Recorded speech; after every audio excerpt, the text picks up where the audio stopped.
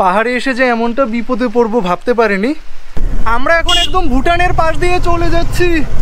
ও কি দারুণ ভিউ এখান থেকে, কি দারুণ। এই যে সামনে দেখছো এটা হচ্ছে ভুটানের পাহাড়, আর আমাদের এই পাশটা হচ্ছে ইন্ডিয়া। আর ওখানে কিছু দূর যদি এগিয়ে যাওয়া যায় তাহলে পড়বে সিকিম। এই যে দেখো এখান থেকে জাস্ট মেঘগুলো দেখো কতটা নিচে নেমে গেছে। ধরো বন্ধুরা, তোমরা চা বানালে একটা দেশে, সেই বানানো চাটা পান করলে অন্য আরেকটা দেশে গিয়ে, তাহলে কেমন হয় বলো তো? তো আমরা আজকে এমন একটা জায়গাতে যেতে চলেছি। তো সেই জায়গাটা কোথায়? সেই জায়গাটার নাম হচ্ছে তুদে, অ্যান্ড এটা হচ্ছে কালিম্পং জেলার একটা অফবিট স্থান, যেটা একদম আমাদের ভুটান বর্ডারের পাশে অবস্থান করছে। তো এই মুহূর্তে আমি আছি আমাদের ডুয়ার্সের চালসাতে। তো এই চালসা থেকে এখন আমি যাব সেই তুদেতে। চালসা থেকে তোদে যাওয়ার দুটো রাস্তা রয়েছে, একটা হচ্ছে যেটা খুনিয়া মোড় হয়ে, আরেকটা হচ্ছে মেটিলি হয়ে। তো আমরা খুনিয়া মোড় হয়ে যাচ্ছি না, কারণটা হচ্ছে খুনিয়া মোড়ের যে রাস্তাটা সেটার কাজ চলছে, মানে রাস্তাতে প্রচুর ধুলো। তো এখন আমরা যাচ্ছি একদম মেটিলির উপর দিয়ে। এখন আমরা আছি মেটিলি বাজারে। এই মেটিলি বাজার থেকে এখন আমরা যাবো ডান দিকের রোড ধরে, যেটা মানে শামসিংয়ের দিকে গিয়েছে। আর যেটা বাম দিকের রাস্তা সেটা তো চলে গিয়েছে সকমের দিকে, যে সকমের ভিডিও আমি তোমাদেরকে বেশ কিছুদিন আগেই দেখিয়েছি। আজকে এই মুহূর্তে মেটিলির টেম্পারেচার চলছে 35 ডিগ্রি সেলসিয়াস, মানে কড়া রোদ, তার উপর একটা মানে ঘর্মাক্ত পরিস্থিতি, মানে টেকা দায় এরকম একটা অবস্থা আর কি। তবে আর এখান থেকে কয়েক কিলোমিটার যদি আমরা চলে যাই তাহলে কিছুটা ঠান্ডা ঠান্ডা ফিল হবে। কারণটা হচ্ছে চালসার পর থেকেই যেটা উঁচু জায়গা শুরু হয়ে যাচ্ছে, মানে অনেকটা পাহাড়ি এরিয়া। আর মেটিলি পার করে যখন আমরা একদম শামসিংয়ের কাছাকাছি চলে যাব তখন মানে বলা চলে এক প্রকার পাহাড়। তোমরা এদিকে যত দূর যাবে টোটালটা এরকম চা বাগান পড়বে, মানে আমার দুপাশে চা বাগান আর মাঝখান দিয়ে হচ্ছে রাস্তা। মানে এটাই হচ্ছে আমাদের ডুয়ার্সের সৌন্দর্য। অনেকেই আমার ভিডিওতে কমেন্ট করো যে আমি কেন বাইরে যাই না ঘুরতে, মানে বিশেষ করে কাশ্মীর বা সিকিম বা আরও অন্যান্য জায়গা, সাউথ ইন্ডিয়া। তো কারণটা হচ্ছে মানে আমি চাইছি সবার প্রথমে আমাদের এই উত্তরবঙ্গটাকে ঘুরে শেষ করব, তারপরে বাইরে বেরোবো। কারণটা হচ্ছে দেখো আমাদের উত্তরবঙ্গে এত দারুণ দারুণ জায়গা যেখানে বাইরে থেকে অনেক লোক এখানে ঘুরতে আসে। তো আমি কেন এখানকার লোকাল ছেলেও অন্য জায়গায় যাবো? আগে এখানকার জায়গাগুলোকে এক্সপ্লোর করি, তারপরে যাব অন্য জায়গায়। এখন আমরা আছি কুমানি মোড়ে। এই কুমানি মোড় থেকে এখন আমরা ঝালং বিন্দুর যে রাস্তা সেই রাস্তায় ঢুকে পড়লাম। সমতল শেষ, এবার এখান থেকে শুরু হচ্ছে পাহাড়ি রাস্তা।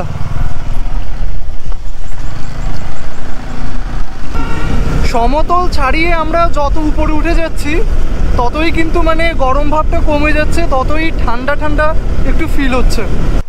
পাহাড়ি রাস্তা ধরে কিছু দূর আসার পর এখন আমরা একটা জায়গায় এসে থামলাম, আর এই জায়গাটার নাম হচ্ছে গড়িবাস ভিউ পয়েন্ট। এই যে আই লাভ গড়িবাস। আর এই যে এখান থেকেই দেখো এই হচ্ছে জলঢাকা নদী, আর সামনে ওটা হচ্ছে ভুটান।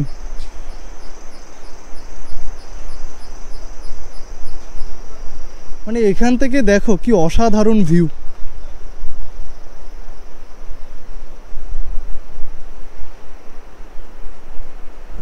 আমরা এখন একদম ভুটানের পাশ দিয়ে চলে যাচ্ছি। ও কি দারুণ ভিউ এখান থেকে, কি দারুণ। পাহাড়ে এলে আমার একটা জিনিস খুব ভালো লাগে, সেটা হচ্ছে যে এই যে আঁকা বাঁকা রাস্তা ধরে উপরে উঠে যাওয়া, মানে একটু অন্যরকম ফিল হয়। আর এখানে এসে আমি আরেকটা জিনিস দেখতে পেলাম, সেটা হচ্ছে যে ঘড়ির টাইমটা চেঞ্জ হয়ে যাচ্ছে। মানে যেহেতু পাশে হচ্ছে ভুটান, সে আমাদের প্রতিবেশী দেশ, ভুটানের টাইমটাই কিন্তু ক্যাচ করছে আমাদের মোবাইলে। এখন আমরা এসে উপস্থিত হলাম ঝালং বাজারে। এই ঝালং বাজার থেকে এই যে ডান দিকে এই রাস্তাটা চলে গিয়েছে বিন্দুর দিকে। এখন আমাদেরকে এই রাস্তা ধরে উপরে উঠে যেতে হবে। আর এখান থেকে যদি ধরি তোদে বাজার, তার ডিস্টেন্স হচ্ছে প্রায় 17 কিলোমিটারের মতো।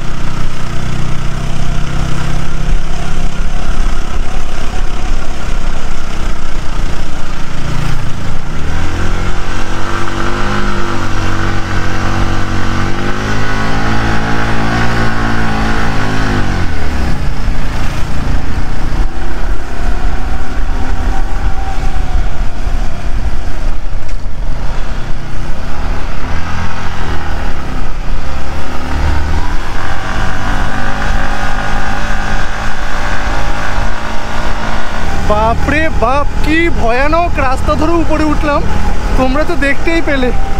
উফ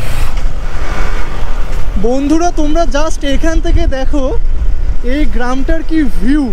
এই দেখো সামনে কি দারুণ পাহাড়, আর নিচে হচ্ছে একদম এই যে ছোট্ট একটা পাহাড়ি গ্রাম। কি সুন্দর, একদম ছবির মতো এই গ্রামটা। আমরা এখন যাচ্ছি আপার গড়িগাঁওর উপর দিয়ে। মানে একটু আগে দেখলাম ওয়েদারটা খুব একদম ঝাঁ চকচকে, কিন্তু এখানে এসে দেখি আকাশ পুরো মেঘলা হয়ে গেছে। হয়তো আমাদের পথে বৃষ্টির সঙ্গে দেখা হতে পারে, তাই নিয়ে খুব একটু টেনশনে আছি, কারণ বৃষ্টি হলে একদম ভিজে যাব। তাই এই যে রোডটা এখানে দেখতে পাচ্ছ, এটা চলে গেছে টুংফুংয়ের দিকে, অর্থাৎ ওই যে ওই এরিয়াটা, সেখানে একদম দেখো পাহাড়ের কত উপরে একটা গ্রাম।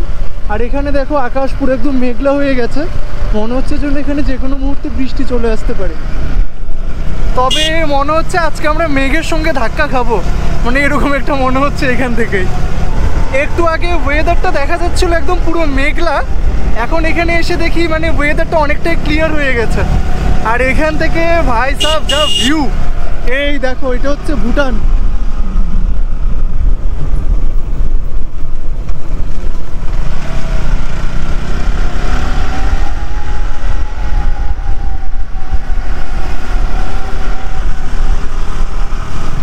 পাহাড়ি পথ ধরে অনেক উপরে উঠে পড়লাম।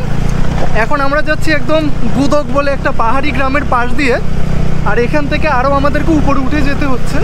আর রাস্তার কন্ডিশন যদি বলি একদম ভীষণ বাজে, আর মানে এতটা আঁকা বাঁকা, মানে খাড়া রাস্তা, মানে আমার পুরো ভয় করছে। আমি কি ভিডিও শ্যুট করবো, আমি মানে বাইকটাকে ধরে রাখছি। ओ भाई ये क्या है? मारो मुझे मारो।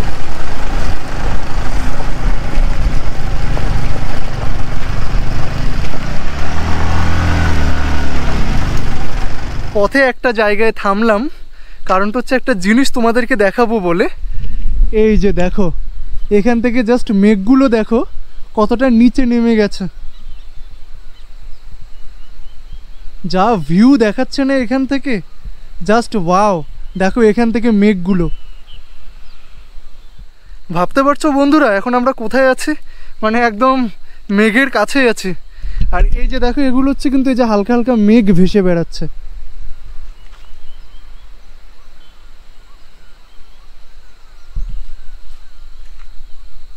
আর দেখো আমাদেরকে কি রাস্তা ধরে এখানে আসতে হয়েছে। আর এখানে ছোটোখাটো একটা পাহাড়ি গ্রাম, কি সুন্দর একদম পাহাড়ের কোলে এই গ্রামটা।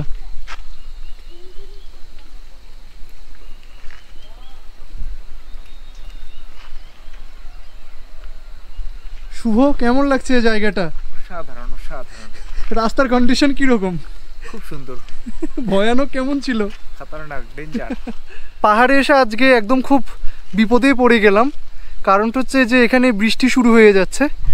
এই যে দেখো মেঘগুলো যত এখানে নিচে নেমে আসছে, আর মানে একদম ততই মানে বৃষ্টিটা এখানে মনে হয় বেড়ে যাবে। মানে অলরেডি 2-1 ফোঁটা করে পড়তে শুরু করেছে। এখন ভাবছি মানে এখান থেকে আর এগোবো কিনা, কারণটা হচ্ছে এখান থেকে এখনও প্রায় 6 থেকে 7 কিলোমিটার যেতে হবে, তারপরে আমরা সেই তোদে গিয়ে পৌঁছবো। কিন্তু আসার সময় দেখলাম ওয়েদারটা যথেষ্ট ভালো, কিন্তু ওই যে বলে না পাহাড়ের ওয়েদার বলা যায় না কখন কি হয়। পাহাড়ে এসে যে এমনটা বিপদে পড়বো ভাবতে পারিনি, মানে হঠাৎ করে এরকম বৃষ্টি শুরু হয়ে গেলো, কি বলবো। মানে বৃষ্টিটা মানে মুষলধারে হচ্ছে না, ঠিক ঝিরঝির করে পড়ছে। তো এখানে একটা বাড়িতে এসে আশ্রয় নিলাম। মানে এই যে ইনি হচ্ছেন নেপালি আন্টি, হাই বল দিজিয়ে। তো এই আন্টিটার হচ্ছে মানে এই যে আন্টি, ইনি কিন্তু মানে হিন্দি বোঝেন না, উনি নেপালিতে কথা বলছেন। তো উনি হিন্দি বোঝেন না, আমরা আবার নেপালি বুঝি না, মানে কথা বলছি আর উনিও হাসছেন আমরাও হাসছি, মানে কি বলবো। ये आपका घर है? छोरा को। आपका छोरा का घर है? हाँ, वो तो मेरे। अच्छा, वो आपका घर है। अच्छा। आंटी थोड़ा थोड़ा हिंदी समझता है। आंटी थोड़ा थोड़ा हिंदी समझता है, लेकिन उनको हिंदी नहीं आते। और हम लोग नेपाली नहीं समझते। हिंदी ना।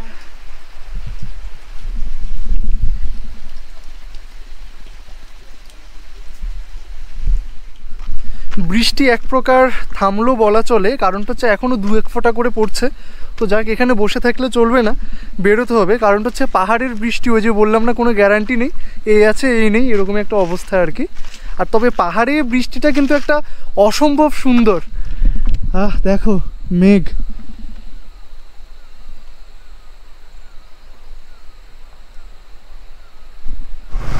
এখানে একটু আগে বৃষ্টি হয়েছে তাই রাস্তাতে পুরো একদম জল জমে আছে, তাই একটু সাবধানে আমাদেরকে যেতে হচ্ছে। কারণটা হচ্ছে রাস্তার কন্ডিশনটা এখানে মোটামুটি, খুব যে অতটা ভালো আমি সেটাও বলবো না, মানে মোটামুটি যাওয়ার উপযোগী বলা চলে।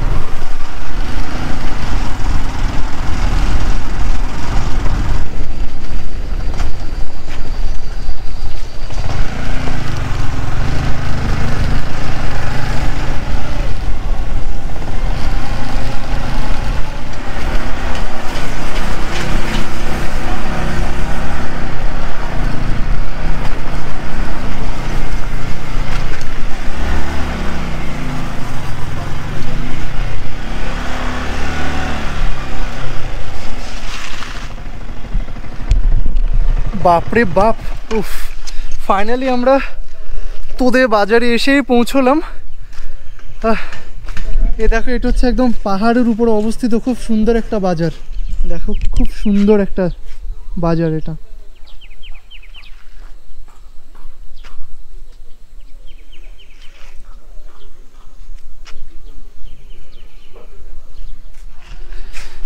আমরা এখন একদম তোদে বাজারের উপর দিয়ে হাঁটছি, একদম পাহাড়ের উপর, খুব সুন্দর একটা বাজার, একদম ছোটোখাটো। এগুলো হচ্ছে সব এখানে দোকানপাট।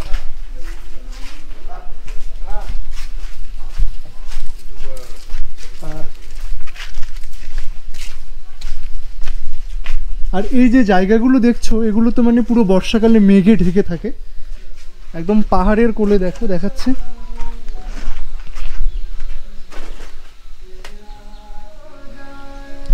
আর এখানে সামনেই দেখো কি দারুণ পাহাড়টা, আর ওই যে উপরে দেখা যাচ্ছে একদম পুরো মেঘ, মানে বুঝতে পারছো আমরা এখন কত উপরে এখানে উঠে এলাম। তবে মানে সত্যি বলতে কি, তোদেতে যদি তোমরা আসো, মানে ওরকম কোনো ভিউ পয়েন্ট নেই তোদেতে দেখার জন্য, কিন্তু এখানে অনেক হোমস্টে আছে, ছোটোখাটো অনেক রিসোর্ট আছে। তোমরা এখানে যদি এসে থাকো তাহলে এই যে নেচার, এটাকে একটু ফিল করতে পারবে। আর তোদে থেকে এখানে সামনে হচ্ছে তাংতা, আরও কী কী যেন গ্রাম আছে, বিশেষ করে চিসাং, আরও কি মঙ্গলগাঁও না যেন কি মণ্ডলগাঁও, খুব দারুণ দারুণ জায়গা, আমি যেটা গুগল ম্যাপে মানে চেক করে দেখলাম আর কি। তো তোমরা মোটামুটি এখানে আসতে পারো, সময়টা কাটিয়ে যেতে পারো। মানে সমতলে তো মানে যখন আমি এসেছিলাম আমাদের ওখানে তখন ছিল প্রায় 35 থেকে 36 ডিগ্রি সেলসিয়াস টেম্পারেচার, আর এখানে এই মুহূর্তে চলছে প্রায় 24 ডিগ্রির মতো। তো তোদে বাজার থেকে এখানে একটু সামনে এগিয়ে এলাম, মানে ওয়েদার খারাপ তাই এখানে কোনো ভিউ পাওয়া যাচ্ছে না। এই যে সামনে দেখছো, এটা হচ্ছে ভুটানের পাহাড়, আর আমাদের এই পাশটা হচ্ছে ইন্ডিয়া। আর ওখানে কিছু দূর যদি এগিয়ে যাওয়া যায় তাহলে পড়বে সিকিম। মানে আমরা এখন একদম পশ্চিমবঙ্গ, সিকিম এবং ভুটান এই তিনটে জায়গার বলা চলে এক প্রকার মানে সীমানাতে দাঁড়িয়ে আছে। তোমরা যদি চাও চালসা বা মালবাজার থেকে এই তোদের এখানে গাড়ি রিজার্ভ করেও আসতে পারো, সেক্ষেত্রে তোমাদের রিজার্ভ নিতে পারে 2500 থেকে 3000 টাকা, আমি যেটা এক্ষুনি একটা ড্রাইভার দাদার সঙ্গে কথা বলে জানতে পারলাম। আর এছাড়াও তোমরা যদি চাও চালসা থেকে যে শেয়ার গাড়ি, তাতেও তোমরা আসতে পারো, যেটা একজন ড্রাইভার দাদা বললেন, যেটা চালসা থেকে নাকি সকাল 10টায় এবং আরেকটা সম্ভবত দুপুর 1টায়, এরকম দুটো গাড়ি নাকি চলে এই তোদে পর্যন্ত। আর এই তোদে থেকে একটা সম্ভবত ভোর 6টার দিকে, আরেকটা হচ্ছে দুপুর 12টা না যেন 12:30টার দিকে, এরকম একটা টাইম আমাকে বললো। মানে তোমরা যারা ঝালং বিন্দু ঘুরতে আসতে চাইছো, মানে ঝালং বিন্দু থেকেও তোমরা এই তোদেতে আসতে পারো। তো মোটামুটি ভিডিওটি আজকে এখানেই শেষ করছি। ভিডিওটি কেমন হয়েছে তোমরা কমেন্ট বক্সে অবশ্যই জানাবে। ভিডিওটি যদি ভালো লেগে থাকে তাহলে তোমরা লাইক কমেন্ট শেয়ার করবে, আর চ্যানেলে যদি নতুন হয়ে থাকো তাহলে চ্যানেলটিকে সাবস্ক্রাইব করে পাশে থাকা বেল আইকনে ক্লিক করে দেবে। তাহলে তোমাদের সঙ্গে দেখা হচ্ছে নেক্সট কোনো ভ্লগে। ততক্ষণের জন্য টাটা।